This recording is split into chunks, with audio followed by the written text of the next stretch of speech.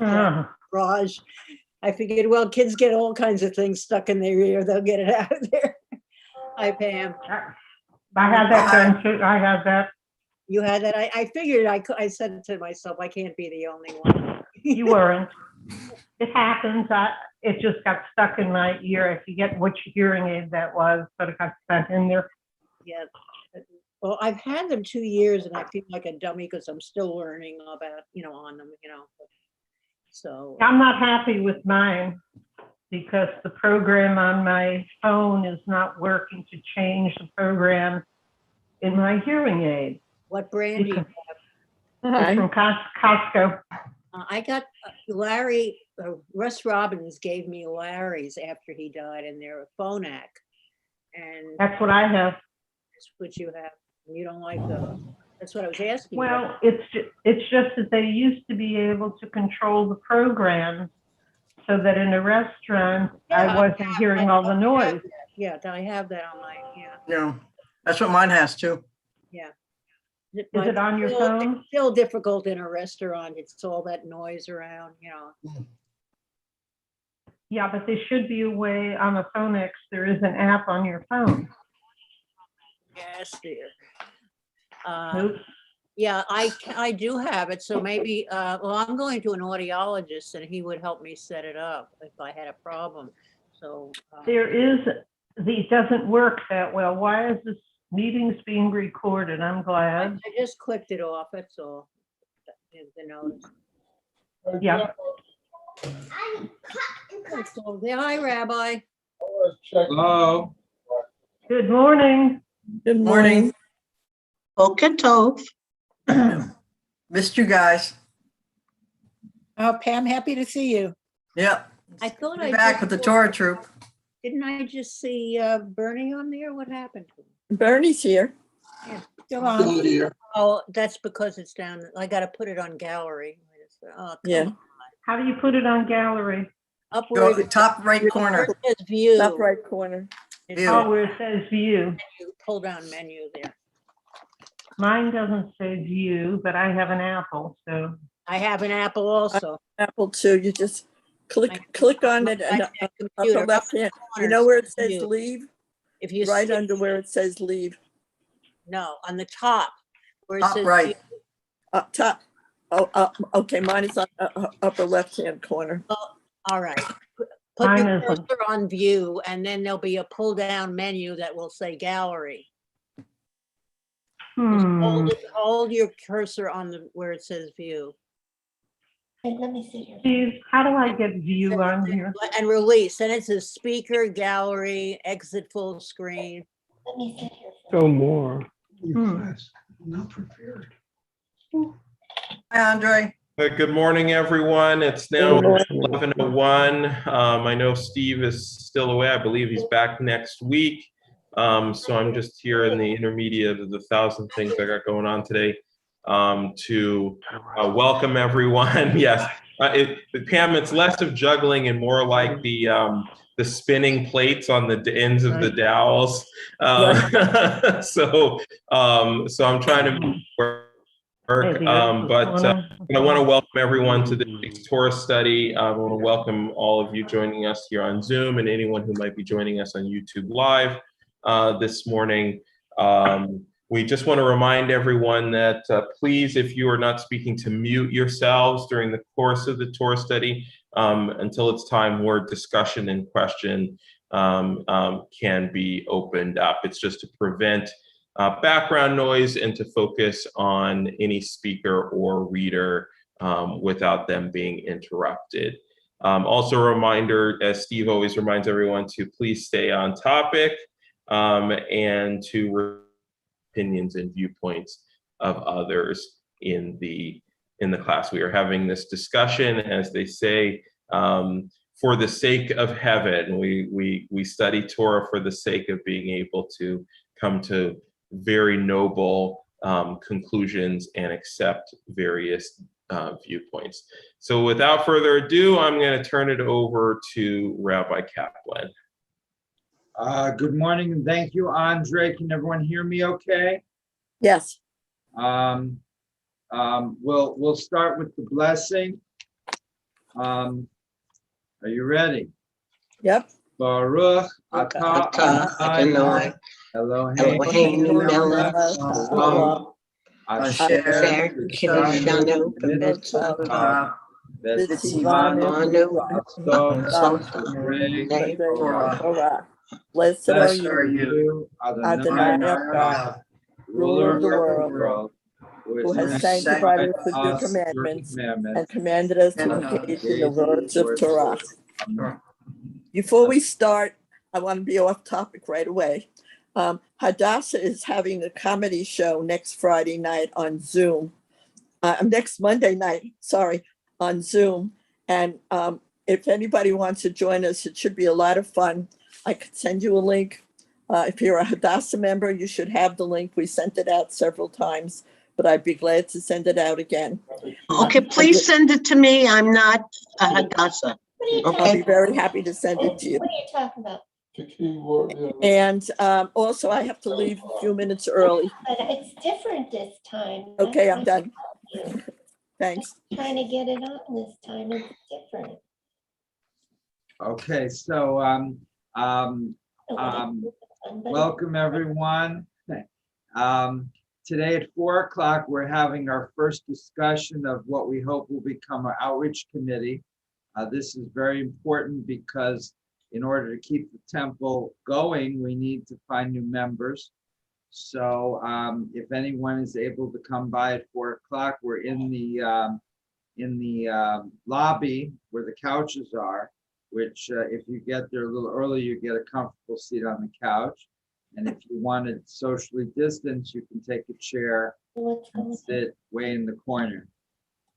If you can't come, but you might be interested with some ideas, let me know. We're trying to decide whether we should make a lot of phone calls for the High Holy Days or not, whether there's any point in that, and if not, what might be an alternative. But it's really a very high priority at this point, and so any help you can give would be very, very, very much appreciated. We are now on page 129, and this is Parshat Re'eh, and it's about Shechita, the regulations for slaughtering animals. Not you, Lily, don't worry. Does she look worried? Uh-oh. And slaughter and eating meat. And this is, I remember when I was in high school, I went for a few weeks to Mir Yeshiva in Brooklyn. I think my senior year in high school. I went to an Orthodox yeshiva in Brooklyn from Connecticut to see what it was like. And I remember asking them, if you're so religious, shouldn't you be vegetarians? Because it seems, eating meat seemed rather selfish, grotesque. I'm not sure what the word is, but even in high school, I thought there was something a little bit wrong with it, although I'm certainly not a vegetarian. And they said, no, in the Messiah, God actually wants us to eat meat.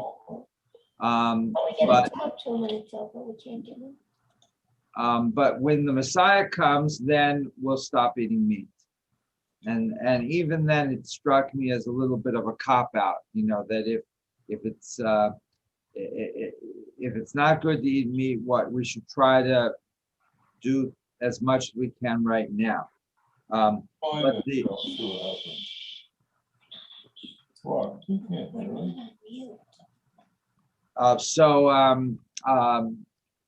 That's my introduction. Any comments before we start? Pam, you can unmute. Is that thing from the Orthodox, is that something from the Torah, the saying that when the Messiah comes? Well, not exactly, but as you know, they interpret things from the Torah that they claim are from the Torah, but no, I don't. It depends what you mean, because Adam and Eve were vegetarians in the Garden of Eden, correct? Yeah. And then they get thrown out of the Garden of Eden, and they have to eat meat to survive. So so it kind of follows from that story, yes. So sort of yes, sort of no. But today, when we have tofu and almonds and cashews, Lily loves cashews, then we don't really need to eat meat. So if it was seen in the Torah as a necessity, I don't think you can make that argument now. Now, of course, in the next 5 years or even less, the Israelis are already coming out with a non-meat meat. So, you'll be able to buy chicken patties in the supermarket that are made from a laboratory, from chicken cells, but they're not actually made from a real chicken. So I guess that's better. Pam, we're back to you, or Marcia. If you're going to be a vegetarian, be a vegetarian. And why eat chicken patties or tofu turkey? I have a granddaughter who's vegan, makes everybody crazy. But she does stick to the veggies and she doesn't care about it being an animal. I mean, if you're worried about the chickens being hurt or whatever, then why would you want a chicken substitute? Just have some broccoli or something, Well, if you're worried about killing chickens and this chicken patty is made in a laboratory, there's no chickens killed. So that solves your problem, doesn't it? Doesn't make sense that you need a substitute for the chicken, just move on and eat something else, Well, I feel that way. I mean, as long as I can eat steak, I don't need to eat chicken. Other comments before we start? This is kind of a broader thing. The topic today is obviously regulations for the actual slaughter, but I thought that this is kind of the overview issue. B, Amanda, Minya, anyone? Yes, B. I'm sorry, I didn't hear the question. Well, did you want to say anything about the broader issue of eating meat before we get into the discussion of how to eat meat? Well, for me personally, I'm very allergic. So all the things they put in non-meat meat is lots of ingredients. I like one ingredient, steak. That's all it is. And I do very well with it. So I stay away from these mixed things that are supposed to be something else. But raise your right hand if you think that in an ideal world, you would prefer not to eat any animals that were killed. That concept, that you have sympathy with that idea. Not that you are, but that you have sympathy. Only 3 of us. Okay, the rest, you are perfectly happy to kill chickens. Yeah. Okay, so in this week's Parshat Re'eh, which is in the book of Deuteronomy, right? So we've already discussed the book of Deuteronomy. It's kind of an overview. It's written probably a little bit later. And so it's a series of Moses' farewell speeches. And Moses thinks it's important enough to mention how to kill the cow before you eat it. Who would like to read page 129, left-hand side, B? Are you skipping the beginning? Parshat continues Moses' speeches? Or am I reading that? What do you want? Perek Aleph Shvita, regulations for slaughtering animals and eating meat. Page 129. Page 129 on the left side. Below where it says Perek Aleph. Oh, 129, okay. The left side. Dressing. Addressing the Israelites about the future in the land of Israel, Moses emphasized the critical importance of observing all the mitzvot, or commandments of Torah. If the people do so, they will be blessed. If they do not, they will be cursed. The choice is theirs. An important part of the choice has to do with what they eat. Moses predicts that once they settle in their land and begin to prosper, the people have the urge for meat, saying, I want to eat meat. Moses encourages them. You may eat meat whenever you wish. Okay, Earlier, there were some steakhouses in ancient Israel. And the Israelites said, well, why can't we eat in these steakhouses? And Moses said, well, as long as you can follow these regulations, go ahead. Okay, sorry, B. Earlier, when they were wandering through the desert, the only meat permitted for food was cut from animals sacrificing on the altar of the sanctuary. Aside from that, the people ate only the manna that was provided for them each day, with double portion on Friday to Shabbat. Now Moses presents a new possibility. When they settle in the land of Israel, they will be allowed to satisfy their craving for meat. Moses makes it clear, however, that there are important limitations they must follow. You may slaughter any of the cattle or sheep that Adonai gives you, as I have instructed you, and you may eat to your heart's content in your settlements, but make sure that you do not partake of the blood. As the Torah makes clear in Leviticus 6:1, 8:36, eating blood is forbidden. It must be removed from the animal, poured on the ground, and buried, since it's considered a sacred substance of life. It may not be consumed. See the question, blah, blah. Moses also suggests that there, Moses also suggests that there exists a required means of slaughter. He tells the Israelites to slaughter meat as I have instructed you. However, there is no record of such instructions in the Torah. Later, during the Talmudic period, rabbinic leaders and interpreters set out rules for the shehita, or the ritual slaughtering of an animal and birds for food.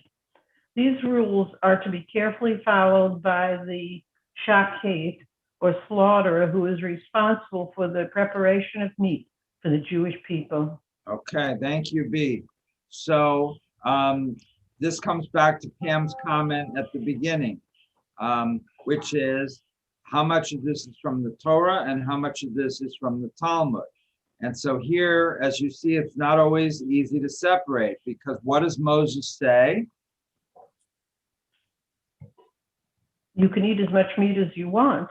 And what does he say about the regulations? He said that There are none. Well, what does he say, Lael? Anything he said, but as blood. I have instructed you, but then Right, there's nothing written about what he right, instructed us. exactly. So it does say in the book of Deuteronomy, Moses says, I've given you detailed instructions, but are these instructions in the Torah? No.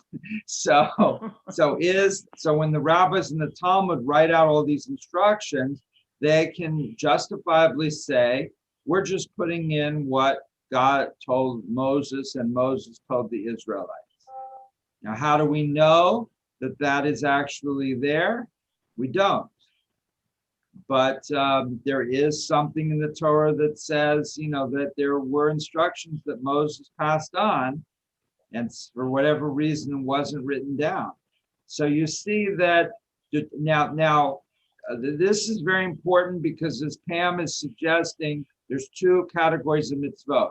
What is in Hebrew or Aramaic is called min Torah versus midrabanan, or in Aramaic midioraita.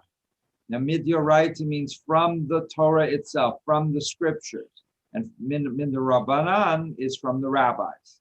So if a mitzvah is from the Torah itself, presumably it carries a higher degree of sanctity, authority, whatever the word you like. If it's from the rabbis, it's less so. A prime example of this in terms of eating, what is something that is clearly from the rabbis, that if you follow kosher laws, that is not from the Torah? Anyone? Yes. Marcia? I guess the taking out of the blood from the meat is what we just were saying. Maybe, but I'm thinking of a more clear example of something that's definitely just from the rabbis, and that in Torah there's no prohibition against it. And if you go to McDonald's, you might be tempted to order it. Sai? I don't understand why something out of the Torah is much more important than something written by the rabbi. Oh, okay. Stuff coming out of the Torah had to been written by somebody. In rabbinic thinking, if it's from the Torah, it's from God. If it's from the rabbis, it's still from God, but it's in a less direct form. So now Sai is questioning this whole hierarchy and saying, well, if it's from the Torah or from the Talmud, it's from people either way. But that's not the way the classical rabbinic tradition saw things, right, Sai? So I agree with you, but that's not the way they saw it. Pam? Well, the thing about the fish has to have scales and that, that's not in the Torah, is it? Yes. Oh, it is? Yeah. Oh. But what is not, what might you order at McDonald's that would not be kosher? Bernie? I'm guessing a cheeseburger. Thank you, thank you. So the idea of milk and meat is, I'm sorry, not milk and meat, not a cheeseburger, a chicken cheeseburger.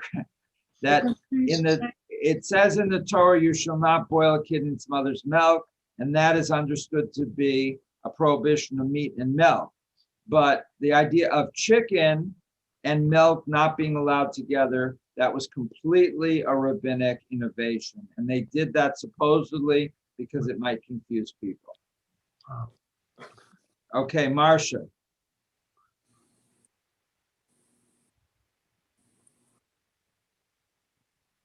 You have to unmute. Okay, I did. Okay. What is the difference between regular kosher or kashrut and glatt kosher? Well, the supervisor.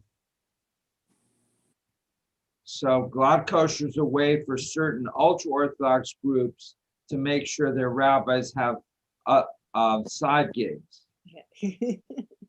So if any kosher is accepted, then you can get a regular rabbi to certify it.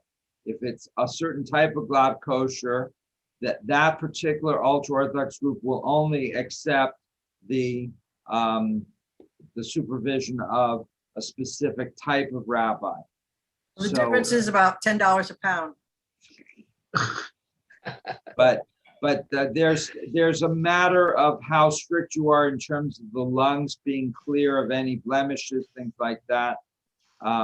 You can get stricter and stricter, whereas certain types of animals that are supposed to have clear lungs, what is a blemish that disqualifies the entire animal? So obviously in Eastern Europe, they couldn't disqualify 70% of the animals. Everybody would go broke and hungry. So they, had to only disqualify an animal if there were a lot of blemishes. But you can get stricter and stricter and stricter. And today, if you don't use it for kosher meat, you could simply sell it on the meat market wholesale to a non-kosher meat dealer. So there's no real economic loss, or not too much. Bernie? Why are fish exempt from all these rules? Because fish, the rabbis did not include fish as meat. So, I said just a minute ago, the chicken, contrary to anything else written, the rabbi said, we regard that as to be treated the same as red meat, because it's so similar to red meat that people are going to get confused. They did not say that about fish. Presumably, they felt people had enough common sense that they could tell that a salmon was not a steak. Now, what's interesting is, as I mentioned a number of weeks ago, that Israeli archaeologists are doing a lot of work in garbage dumps now.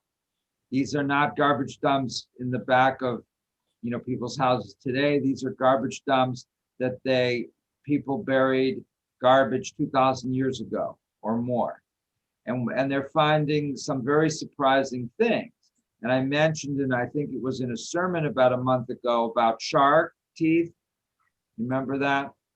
And they thought that it meant that ancient Israelites were eating shark, which is not really kosher. But then it turned out the shark teeth were from like 80 million years ago. So it was some sort of collector, like collecting ancient artifacts, from like the dinosaur period practically. Now, who this collector was and why he did this and what was with, we don't know. He didn't leave any diary. But they also found other things in the garbage that are unusual. And it didn't appear that every Israelite followed all the rules. So there was certain things found in certain people's garbage that should not have been there. Among them, certain non-kosher fish. But, it could have been that they just had guests, a Canaanite family came to visit for the weekend and the Israelite family went out and bought them catfish or something. And, could be. But isn't everything different? I'm sorry? Everything different from one to the other? Yes, Larry, everything could be different depending on the family, depending on the diet, but there were rules that were fairly well established quite early. Right. Bernie and then Side. Okay, I'm done. I've asked this question before, but I'm always concerned as to who gets the authority to make the rules. I mean, can anybody decide, I'm going to issue some statements and they become the rules? I mean, I realize these people didn't go to college and get their Phi Beta Kappas and their doctorates. So what gave them the authority to set up the rules? Well, there's an informal power structure, right? I guess they had an academy of some sort, and they had students and they had teachers. And so eventually certain students looked to certain teachers as the big thinkers, and those people had more say. And there were scribes and there were priests, and everyone was jockeying for power just like today. But we don't know very much about this power dynamic, of course. So we don't know who these people were. We don't know what they represented, but we have the text. So we can kind of work backwards and try to figure out, somebody wrote this text or this text got authorized. What did the people behind it probably, want? And Deuteronomy, they clearly wanted to reform certain things, but also to reiterate many of the important lessons of the first 4 books. Bernie? No. Marcia, Lael, anybody? Amanda? Ray? My father gave me an explanation of the separation of meat and milky foods. He said that the dishes they used were wood. When you ate meat, there would often be bones present, and there would be a scraping in the wood and grooves in the wood. Or whatever they used. It wasn't porcelain. Porcelain didn't come along till the Chinese did it hundreds of years later. And so if they put milk foods in those containers, there would be a rancidity in the grooves. Therefore, they made the rules, and it did not, obviously it did not come in the Torah, but it was a matter of cleanliness. Interesting. So like with the kashrut laws in general, Ray is positing that there was a health reasons behind these regulations. Raise your right hand if you were raised in a pretty strictly kosher household, that your parents kept strictly kosher. Larry, no? Yes. Yes, okay. Lorraine? No. Okay, so Larry, Lael. I married one of those. Okay, no, but yeah. So you're gonna vote on behalf of your husband. So 3.5. How many people were raised in a somewhat slightly kosher home that sort of kept it a little bit? 1, 2, 3, 4. Larry, is that a hand? Yes. Yeah, 5. Okay. So, and how many people were raised in homes that were completely not kosher? 1, 2, 3. All right, it's a little bit of a mixed. Most of my house was kosher. Say again? Most of the house that my. Most of the house was kosher, and of course, there are people who have kosher dishes but didn't keep kosher. Marcia? Yes. My father's was brought up in a kosher household. My mother did not keep kosher, but my father would not eat ham or pork dishes, things like that. He would eat shrimp. He would eat bacon, but he could not, he couldn't eat pork. And I think so much of it, people brought up that way, it's mental, it's that their mindset is, they just cannot do it. It's just, there's something holding them back, And I'm watching, as I mentioned in services about 3 weeks ago, My Unorthodox Life and this woman that's from a very ultra-Orthodox upbringing, and she breaks away. And so far, she doesn't seem to show any sense of nostalgia or regret or guilt or anything like that. She seems really happy with her new life. So interesting. B. Well, hi, Amanda's there with one of her children. Hi. What's her name? Alice. Hi, Alice. I'm the rabbi. Yes, B.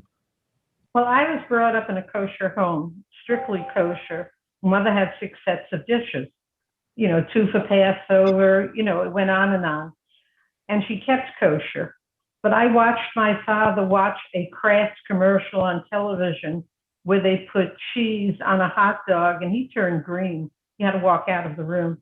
So I have never been able to put cheese on a hamburger or anything else.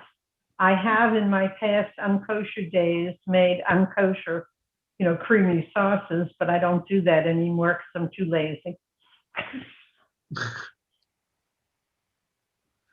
No cheese on meat. Okay, who'd like to continue reading? Bottom of page 129 on the right.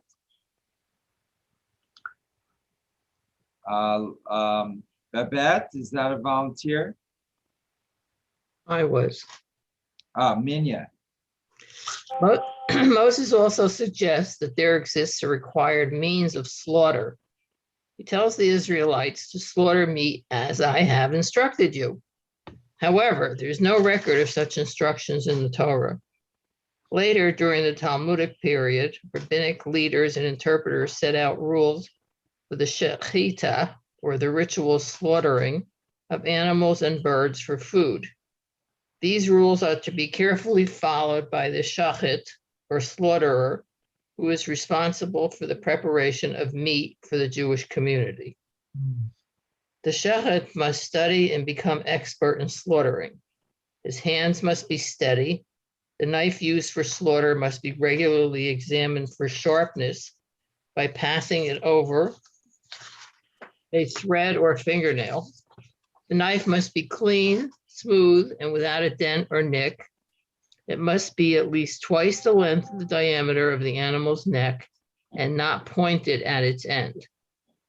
Before slaughtering, the shachit is to pronounce the blessing. Be praised, Adonai, our God, ruler of the universe, who sanctifies us with commandments and commands us regarding the act of shechita. Slaughtering is to be performed with a horizontal cut across the throat, severing the trachea and the esophagus. The knife must be drawn quickly, back and forth, with no shahia or pausing. Dirasa pressing, hachlada burrowing, hagrama cutting out, or agira tearing out. The shachat is to spill the blood of the animal upon the ground or upon a bed of dust, pronouncing the blessing, "Be praised Adonai our God, ruler of the universe, who sanctifies us with commandments and commands us to cover the blood with earth." What is the? The quote there is from Isaac Klein, and Isaac Klein was a conservadox rabbi in Buffalo, New York, and he wrote a 800-page book in English describing all the rules that conservative Jews were supposed to follow. And so for a generation of conservative Jews, this was basically like the guide to Jewish practice. And okay, Minya, keep going. In his guide for the perplexed, physician and philosopher Moses Maimonides discusses the importance of diet and the proper means of slaughter.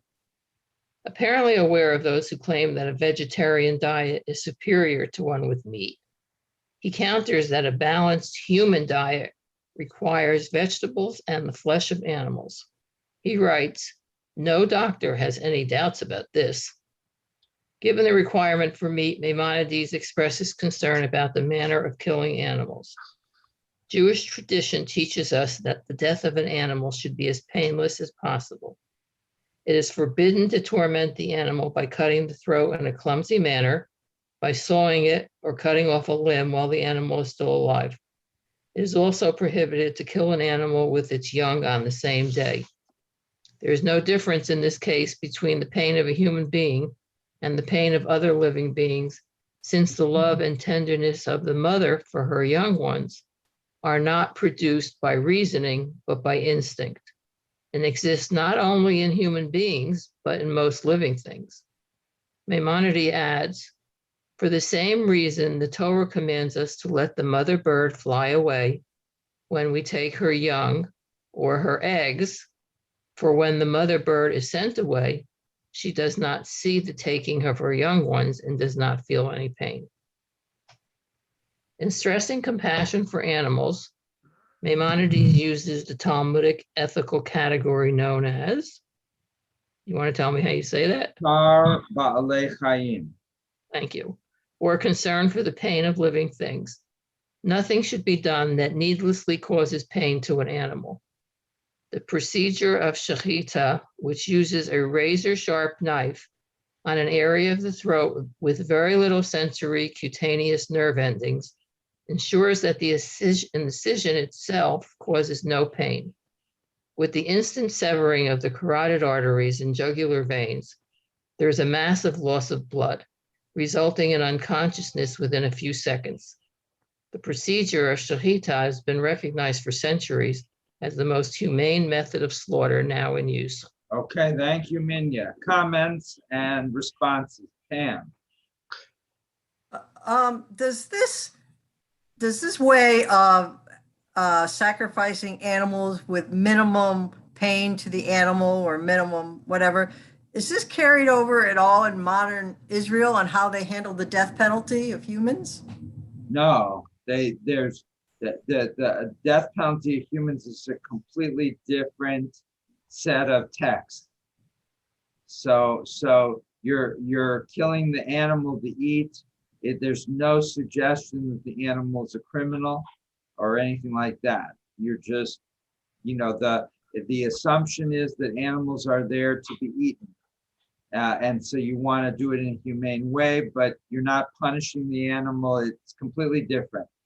Capital punishment is punishing human people for crimes. So the texts are entirely different.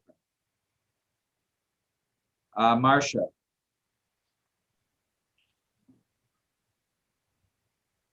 So is there capital punishment in Israel? I didn't know if there is. Well, so we're moving completely different topic, but sure, just we quick can do that. In the Torah, there's, I think probably there's a chapter in this book somewhere about capital punishment, I would imagine. But And if not, then maybe Reva will organize a course on something related to this at some point. But in the Torah, all over the place, there are capital punishments suggested for various crimes. So if we say the Torah was written between 1000 BCE and 300 or 400 BCE, between 3,000 years ago and 2,400 years ago, then the Talmud, which was written about 1,800 years ago, or several hundred years after the Torah, the rabbis didn't like the idea of capital punishment, so they couldn't say no, we're against it on theory because the Torah was in favor of it. So they restricted it to the point where it really couldn't be carried out. So I would say rabbinic Judaism is against capital punishment, biblical Judaism is in favor of it. That's the brief answer. Leah.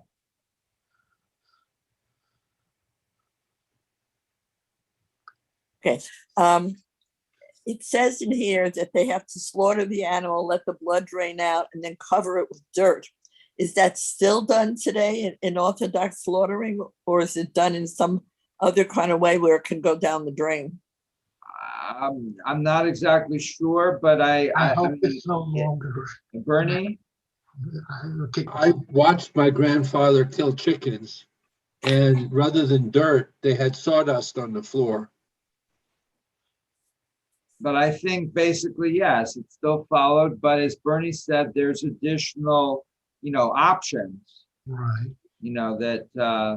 And whether it can go down a drain, I'm not sure. But they still follow this, at least in principle, yes. But in a modern slaughterhouse, there's probably,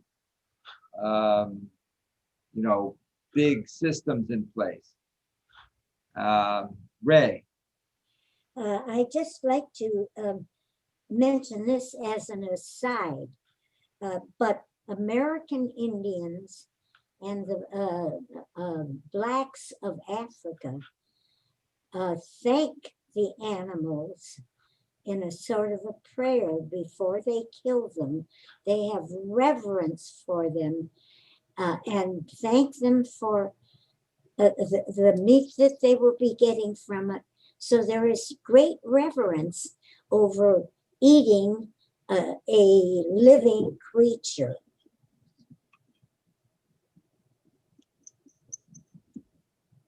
And I think that's part of what this whole thing is, a reverence for the creature that we will be eating.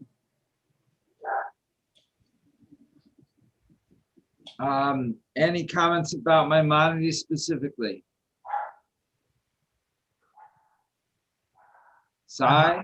Maimonides? What I was going to ask, Larry, Maimonides, very famous medieval Jewish philosopher and a physician. Sai?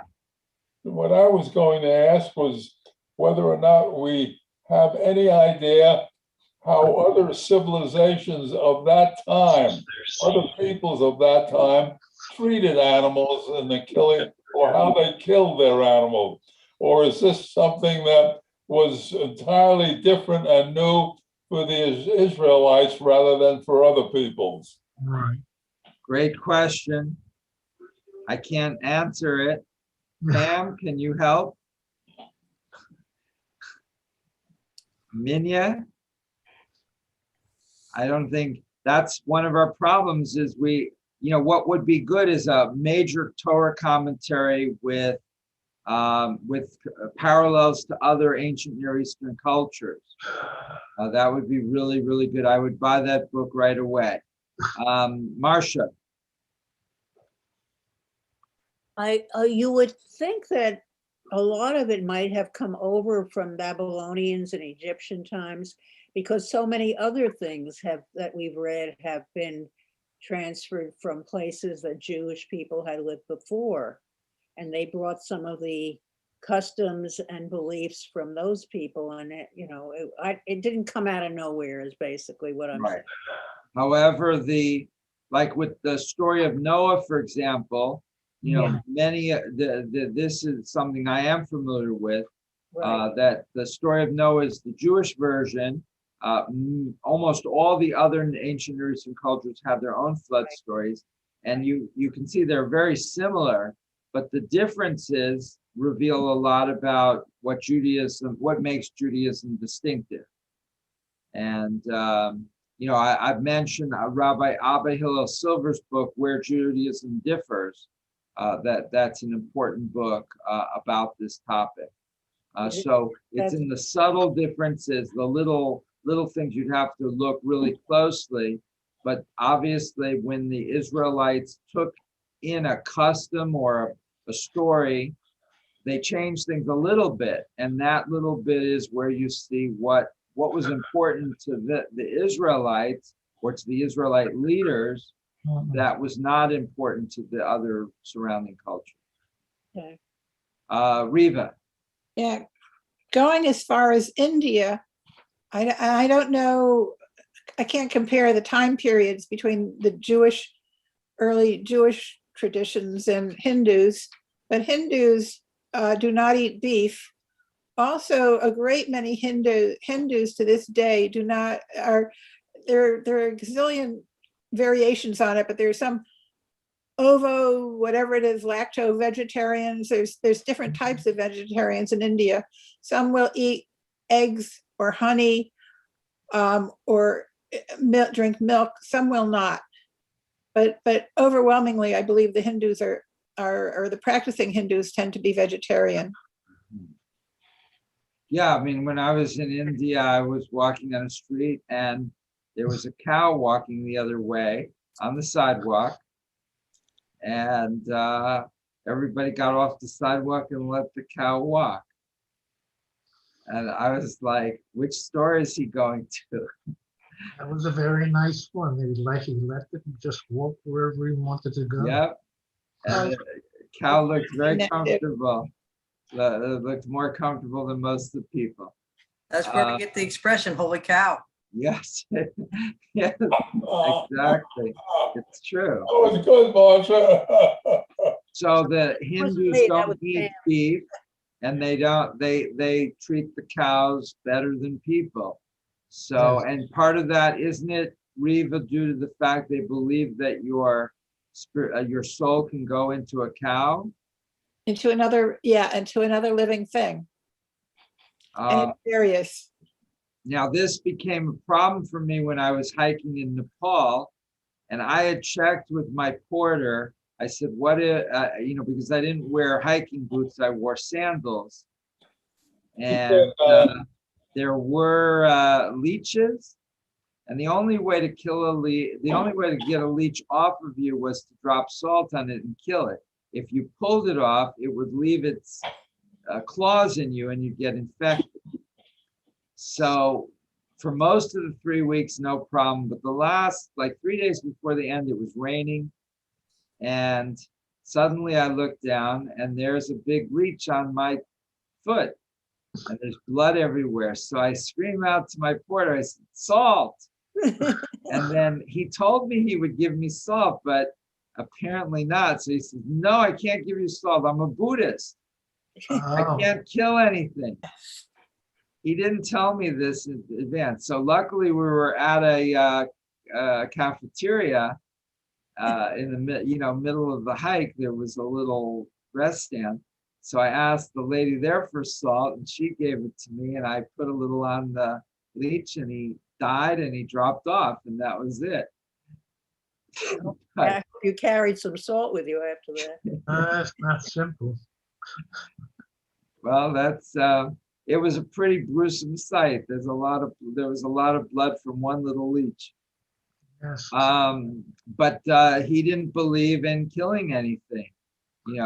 I didn't ask him how he proposed to get the leech off of me, but I guess you could just leave him attached and eventually he'll decide to leave on his own. Other comments? Okay, who'd like to read? We are in the bottom of page 130 on the right, the concern of Maimonides and other commentators for the principle of Sar Ba'alei Chaim. This is a good expression to know. Tsar Ba'alei Chaim. Tsar means pain. Ba'alei Chaim is living things. So that Judaism has a principle that we want to avoid unnecessary pain for any sort of living thing. Okay, who'd like to read? Babette said she would. Babette. The concern of Maimonides and other commentators for the principle of Tsar Halet Chaim, the pain of living things, is not simply a matter of compassion for animals. The same principle is applied to human relations. These laws are set out, says Maimonides, with a view to perfecting us so that we should not acquire habits of cruelty and should not inflict needless pain, but we should be kind and merciful even with animals. To eat or not to eat meat. No, let's skip that and go to page 131, agreeing with Maimonides. Okay. According to Maimonides, Aaron Halevi of Barcelona observes that his Sefer HaHamesh, that the root purpose of all these regulations about animals and their slaughters is to teach us that our souls must be beautiful, choosing fairness and pursuing loving kindness and mercy. In training our souls to such behavior with regard to animals, which are not created other than to serve us, we train ourselves to do good for human beings and to watch over them lest they cross the boundary with regard to that which is proper and bring pain to others.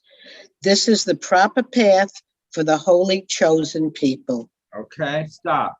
Comments, B. This makes me think about how we treat human beings when they are dying and in pain. I don't understand why this concept doesn't relate to putting people out of agony and pain. Yes, Riva and others, we've had some discussions about that. It's something that I've become very interested in as well. Yeah, Dr. Kevorkian helped out a lot until he was stopped. Yes, well, he got a little bit he got a little bit reckless toward the end. And that was part of the problem, of course. If you're going to have somebody do that, they have to be very careful. But the regulations that he was supposed to abide by are not really fair because, for example, I know in some places, in order to be eligible for euthanasia, you have to be within 6 months of death. So what about somebody who's completely paralyzed in great pain, but they potentially could live another 20 years? Well, what about the do not resuscitate that I guess most of us have and that we should have with our papers? I mean, that is to do nothing really and let a person pass and not be proactive in keeping the suffering going. And it also includes artificial nutrition and hydration. So what is the connection between the way we treat animals and the way we might treat humans? Or is this a stretch? This is Aaron Halevi of Barcelona, just to give background, wrote a book in the 13th century Spain called Sefer HaChinuch, which is the Book of Education, in which he listed all 613 commandments and explained them. And so that was, and as you can see here, his proclivity was to try to take certain rules that are technical and to explain them in terms of character. And I like that, I like that approach very much. And, we're thinking about setting up a group to talk about character development. And this is a prime example of that, where maybe we don't need to know the regulations about how to slaughter an animal to make a steak, but what can we learn about that, about, in his quote, to teach us that our souls must be beautiful? What does it mean to make your soul beautiful? Okay, comments. Some of you have been very quiet today. Larry, Amanda, Lorraine, Riva. Yeah, I'm in the process of working with a group of people to develop adult education programs for the temple.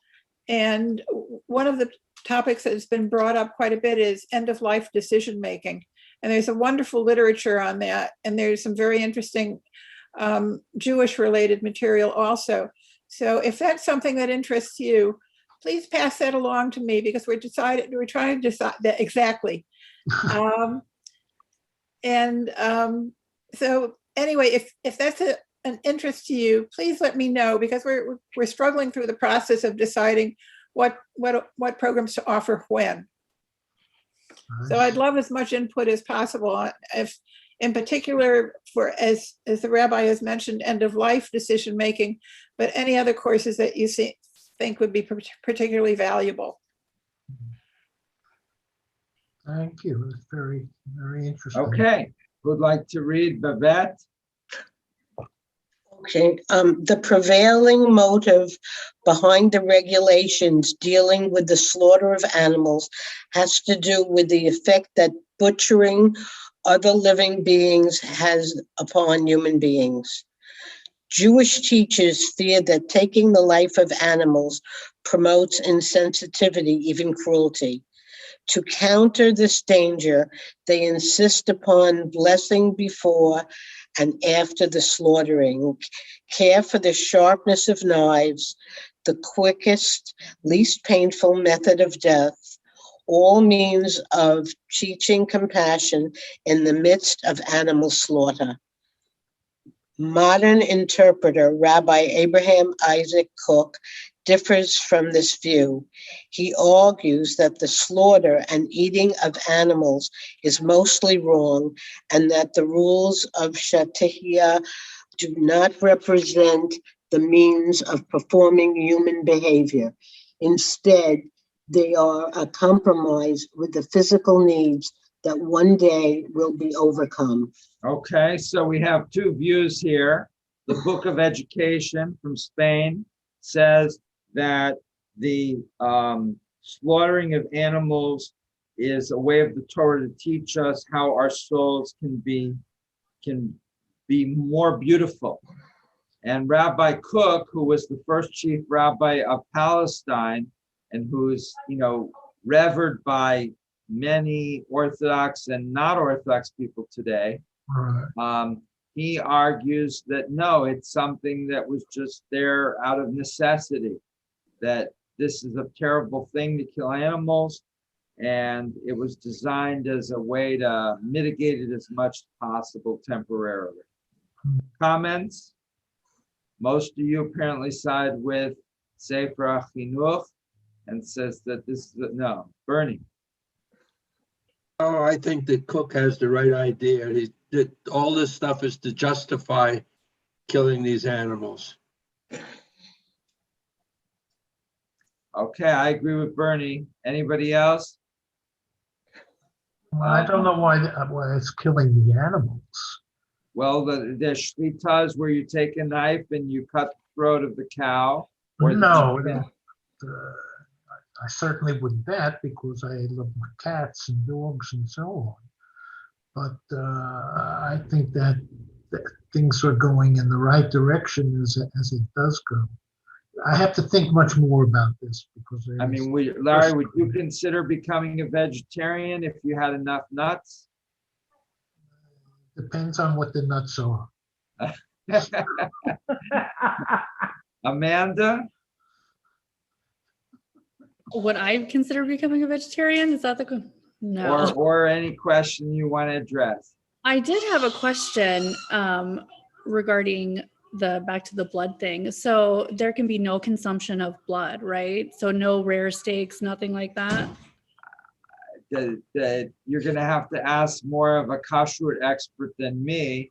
I think that there was a process. Bernie knows about this because of his Orthodox grandfather, but I know that in kosher meat, that meat has to be salted, and salt pulls out some of the blood.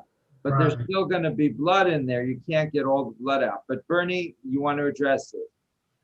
Yeah, beyond that, it's something I never understood, that you didn't have to kosher meat if you were going to broil it. Because the broiling, some of the blood would come out. I guess. There's still blood in it. There's no way to get all the blood out. Right. And you wouldn't want to, right? So the answer is no, it's symbolic, but you're going to get a lot of the blood out. And the salting process does draw it out. So does that answer your question a little bit? Yeah. But you can go to Rabbi Google and he will know better than me. Okay. Okay, Minya, and then whose hands are up is Minya and B and Marcia in that order, and Larry. Got on there. Okay, Minya. When I grew up, my mother would make any meat at all well done, so that it was either potted or cooked till it was dead. And I thought that was the only way to eat it until I got married, and Larry told me that there is a thing called medium rare, so that you don't have to eat the shoe leather that I was eating at home. But that was my mother's answer to getting rid of the blood. Okay, B. Well, my mother salted it, even though she was boiling it. I don't know if that was correct or not, but she salted her meat to get out the blood. Yeah, even if you broiled it. Oh, okay. Who's next? Marcia, did you have a hand up? No. Bernie, comment? Anybody else? Larry? Lorraine? Okay. So, yes, Riva. Yeah, I know of one comment that I heard a lot in India, and that is if everybody was a vegetarian, there'd be plenty of food to feed the world. That whole ethical issue of, influencing what you eat based on what's best for everyone. That there could be enough, and when you're careful as a vegetarian, you can have a balanced diet, although you're not getting animal protein. And for some people, that was a very important issue. Well, and when I was doing Torah study in Georgia, one of the participants said that all the cows that are slaughtered are a big cause of global warming. So we all laughed. We thought that was the funniest thing, because you imagine global warming be caused by these big factories spewing out, or these big trucks that spew out this dark black soot or whatever. But apparently there's some truth to that. So we may have to eat less meat anyway if we want to keep our atmosphere intact. Pam, Minya, Babette, Lael, Larry. Okay. Sai? No, okay. Continuing, Babette, 131 in the top right-hand corner, Cook maintains. Okay. Cook maintains that at creation, see Genesis 1:24-28, human beings are told to be fruitful and multiply, rule the fish of the sea, the birds of the sky, and all the living things that creep on earth. However, human beings are not commanded to slaughter animals for meat. While the eating of meat is allowed to Noah and the generations before him, Cook points out that the Israelites were permitted to eat meat slaughtered only for the purpose of sacrifices on the sanctuary altar at the time of their wandering throughout the desert. He also explains that the permission to eat meat mentioned in the Torah portion arose out of Moses' realization that the people should not control their appetite for it. For that reason, says Rabbi Cook, rules for the compassionate slaughter of animals were created. They are means to stress that despite the human need for meat, killing animals is morally wrong, an act of cruelty and shame. Cook argues that the rules of Shatikiyah will ultimately lead human beings to reject inflicting any pain on animals and therefore to abandon the consumption of meat.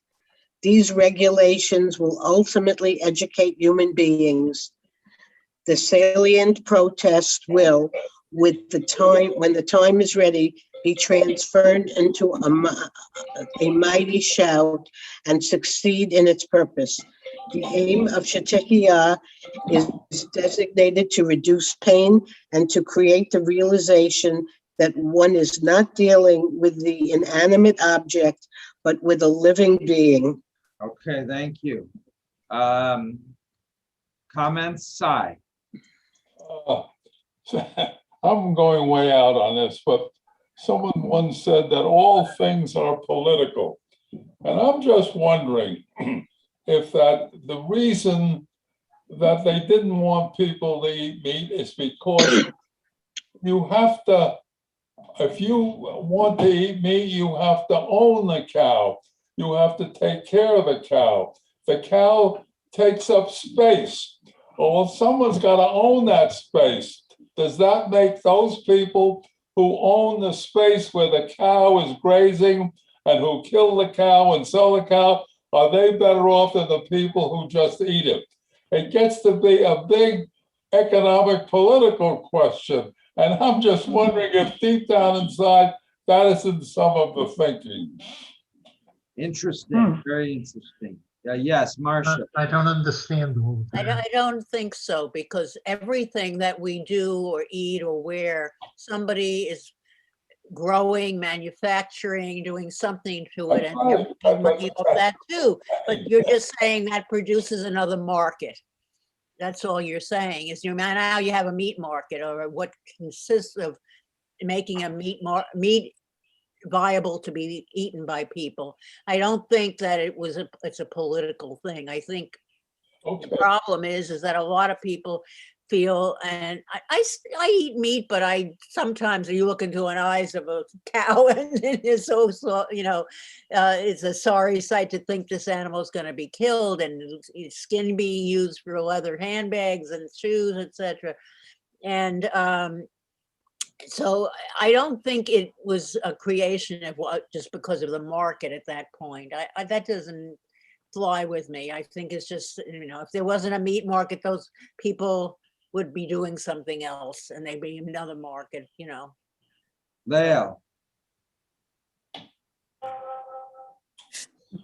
I seem to recall that when they were traveling through the desert, they had sheep and they had cattle, and animals reproduce on their own, and there had to be a way of utilizing. Plus, they were worried about not being able to eat because the only thing that God gave them at one point was this manna. So they needed to be able to utilize these animals that they were traveling with one way or another in order to feed and take care of the population that they were traveling with. So therefore, they found a way to utilize the animals and feed people, but to do it mercifully so that they were not torturing the animals in the process. Now, if we as a world was to decide to reduce the consumption of beef by 90%, let's say, that would mean that all these cows would simply be killed and not replaced. So it wouldn't make the cows, we wouldn't keep, I don't know how many cows there are in the world at any given time. There are a lot, because most of them are intended to be many of them are intended to be slaughtered. Then you have other cows that are used in dairy production. And if you say that that's a form of animal slavery, then you would get rid of those too. So it might have unintended consequences. Sai, and Well, then I just want to go back. I just want to go back on this because in some of the storytelling prior to Moses, the people of history, Jewish people of history, were judged by the flocks, if you will, by the amount of sheep they had, and they would judge how wealthy they were. Right. Okay, if you follow that through, if a man owns 1,000 sheep, what does he do with them?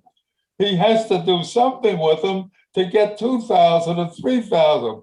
So he sells them, and that goes back to the economics I'm talking about. And he sells them because he's encouraging maybe that for people to eat meat and so forth and so on. And that's the point I was trying to make. So yes, and there's you probably heard of the Israeli author who wrote the book Sapiens, which is very good. I recommend it.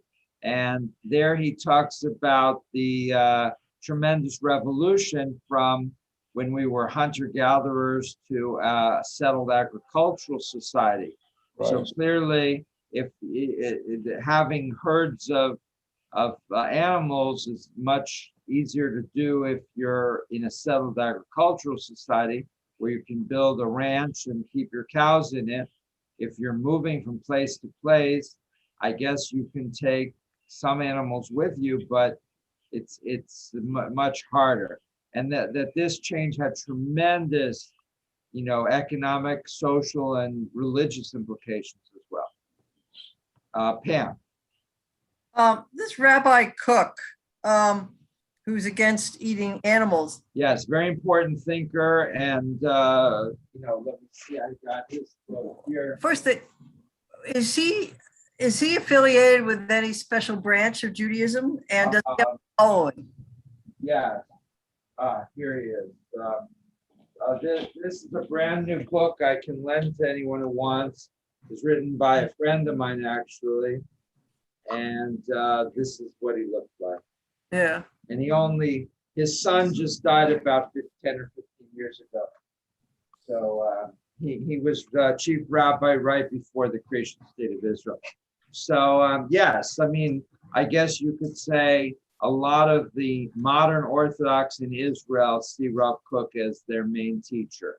He was a mystic, he was a scholar, he was a Zionist. He was very involved in modern ideologies. He also had a little bit of socialism in his thinking, I think, as well. So very interesting, very, very interesting thinker. So his following is still basically vegetarians. Oh, I don't know about that. No. Oh. No. Or plus fish. No, I don't think they are, but I guess they're like me, that they sympathize with the idea in theory. But no, I haven't heard. I mean, if you go to Israel, there's a whole Masada Rav Kook that's an institution and a publisher and an educational system that is, in his memory. So there's many, many people that see him as a teacher. They continue to study his commentaries. But I don't think this particular comment was put into practice, no. Okay. Larry? Yes. Lorraine. B. Okay, Lorraine and then B. Nope. Lorraine, we can't hear you. Unmute. All right. Unmute, Lorraine. We'll come back. Ray. Something bothers me here. I don't believe that cows could be part of the crossing. Speak a little louder, Ray. It's hard to hear you. I don't believe that cows were part of the animals crossing the desert. I think they were, if they had any animals it would be no, a cow chews its cud. And I believe that's the reason that we are supposed to not use it. It has a difference in its release. Oh, but it's kosher. Cows are definitely kosher because they chew their cud among and have. But I don't believe they cross any desert.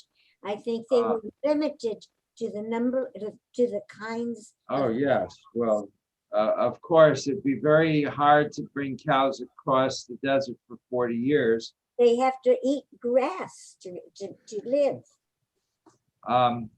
My house looks out over a golf course, and I'm planning to get 4 cows and letting them go at night on the golf course to eat.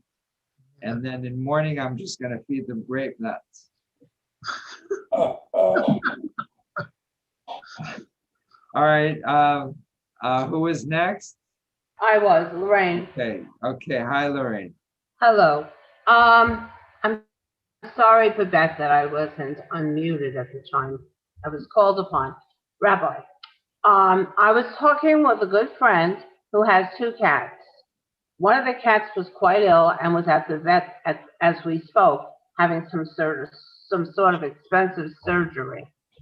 And this is what she said to me, and it woke me up. She said, the doctor just called and he said the cat's doing much better. It's too bad, and she pointed to her other cat, he won't have a playmate soon. And I said, I'm confused. He said the cat was doing better. She said, yes, but I'm putting him down tomorrow. And I said, why? The doctor just called, said he was fine. She said, yeah, until the next operation. I don't believe in that. And so we got into that whole discussion about people being subjected to surgery after surgery and hoping that they'll get better. And thank you, Ray, for the happy anniversary sign. And she said, no, I don't believe in that. My other cat will be lonely a while and I'll have to get another one. But no, that's not a reason to keep a living thing alive if they're in pain or need many surgeries. And I hadn't thought of that. I mean, I thought of that when I hear people that are up there in years and are suffering terribly and they keep on having surgeries, and there's always a doctor who's willing to operate and all. But in the thought of having a friendship, and you don't want them not to have their buddy, I just hadn't put that in that light. And I guess with a human, it really depends on how you feel. I mean, that you could have somebody who's got 14 things wrong and they're in big trouble, but they want to live and they want any operation that might give them hope they want. Right. So, but when you have people that are helpless and they're in great pain and they don't want to go on, and you force them to go on and on and on because of this religious idea that you cannot end life even a moment sooner than it ends, then it seems to be a little bit too much of a literal reading of that thing. I mean, I think, it's just my viewpoint that life is holy and given from God, but that, there's times where there's enough, like your friend, that, it's enough. Right, the time comes. The time comes, and right. And unfortunately, cat can't make his own decision. That's the, you might want to ask the cat and say, do you want more pain and to stick around for a while longer? The cat might say yes. Yes. But you don't have that option to ask him. But with people, you generally do. Yes. And that's why it's important to have clear instructions in advance, because you can't go into somebody who's half conscious and say, well, what do you want us to do? This is way too late. They have to, when they're healthy and they're up and about, they have to go to the lawyer's office and clearly say, if such happens, this is what I want to be done, because, well, that's exactly what we had to do. Yeah. So Larry agrees with me. And Sai, you agree with me? Yes. All right, we got 2. It was it's just quite good. The whole thing was very good. But this is very controversial, I guess, in Judaism. And I was surprised when Reva and I looked into it a little bit, and Rochelle as well, that we found that not everybody agrees with this approach at all. Right. I was pretty shocked. No, it's in the particular case of this, that the dog was quite old and went as far as really she could go, and she was very sweet. And of course, we know from our congregation, age is not really the determinant, because we have people over 100 who are still, carrying on a 70-hour social life a week.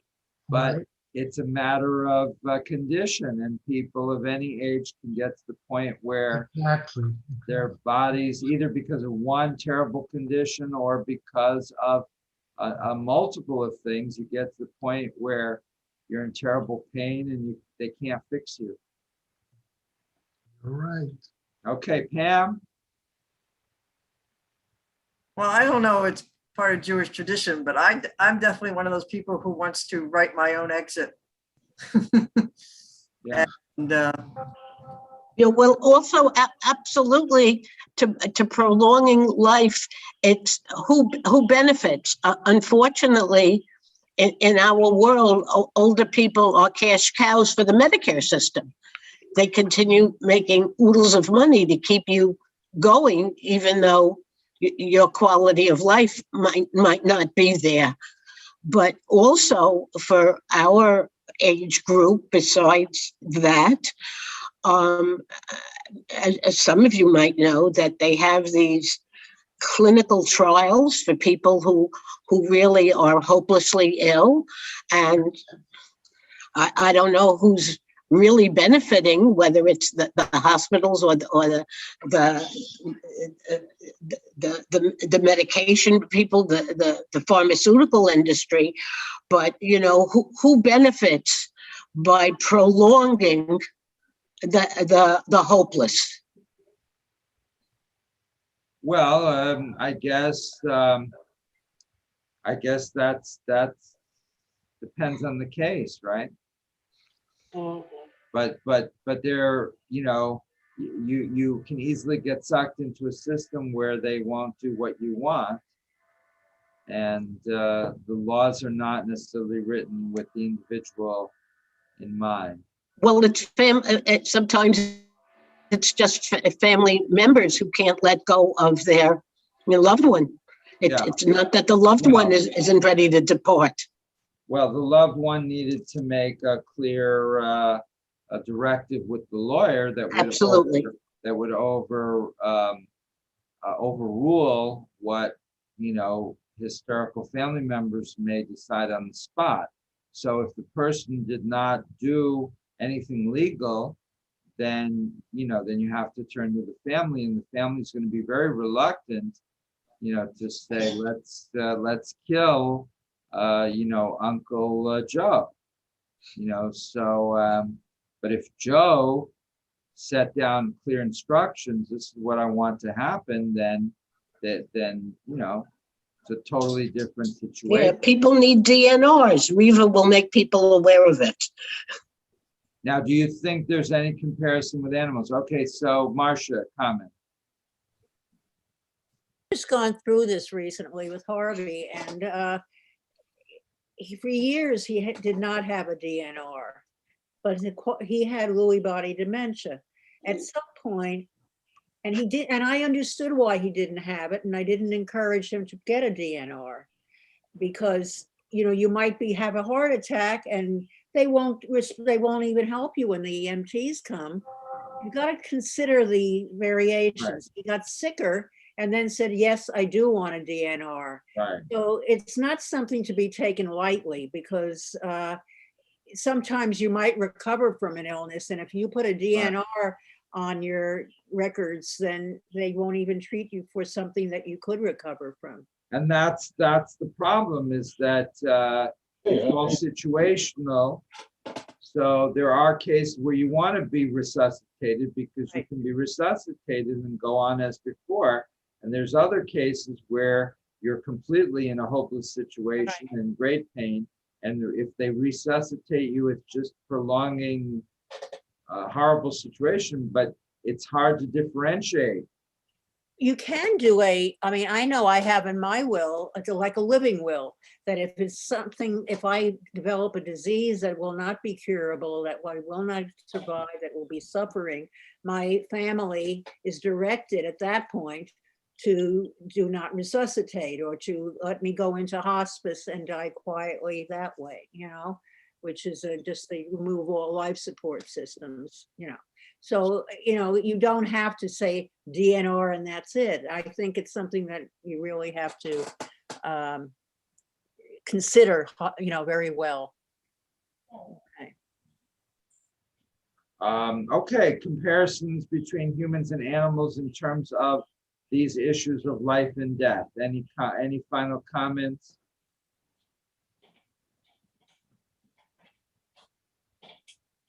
Ray.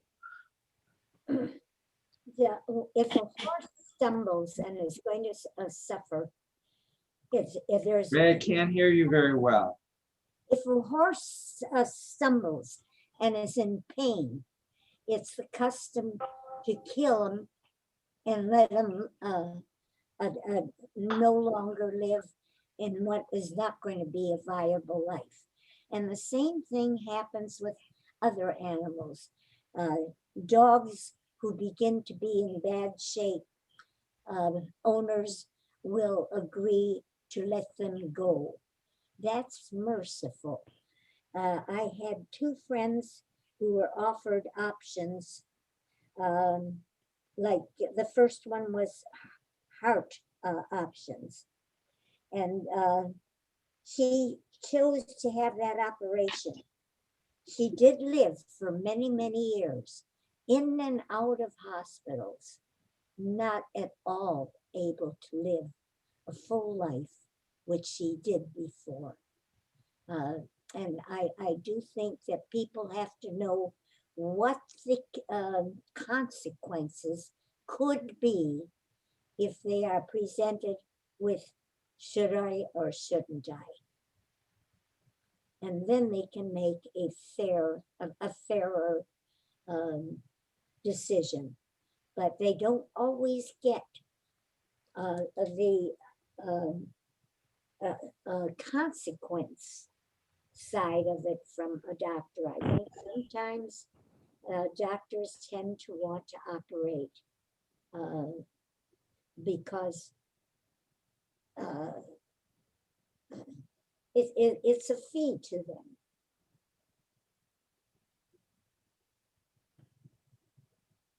I very strongly feel that you must know your consequences. Okay, any other final comments? We've got room for one more comment, maybe Pam or Sai or Riva? No? Okay. So next week we are on justice, justice shall you pursue. One of the most famous quotes from the whole entire Torah. It's from Parshat Shoftim, and you'll get it the copies from the office, hopefully, page 139. Justice, justice shall you pursue. If you want to come 4 o'clock this afternoon at the temple, we're having a discussion about outreach. You're all welcome. If you know of anybody who would be interested, let me know. Okay, have a great day. And Riva, I'll see you in a few minutes at the Jewish Family Services Zoom conference. Have a great time. And we have a blessing after Torah study. Are you ready? Baruch atah Adonai Eloheinu melech haolam asher natan lanu Torah emet v'chayei olam natan b'tocheinu. Baruch atah Adonai noten HaTorah. Blessed is Adonai our God, ruler of the universe, who has given us the teaching of truth, implanting within us eternal life. Blessed is Adonai, giver of the Torah. Let us say, Amen.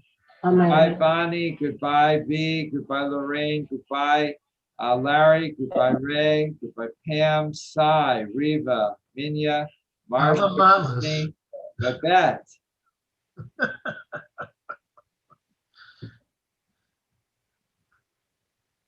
Rabbi, you, Bye. Sai? yeah, I want to ask you something. Last week, did we talk about idolatry? Because I missed it last week. Last week was about the dangers of arrogance. Okay, but we're not discussing idolatry at all. Not yet. But your A lot question of it was today in this was very parsha. good. Is what did the neighboring tribes do or not do? I'm going to have to find some sort of book on that. Yeah, because this parsha discusses idolatry. Mhm. Okay, thank you.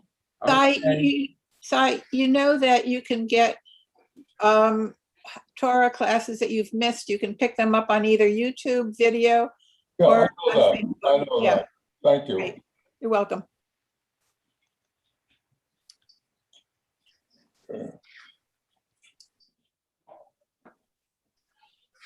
Leave me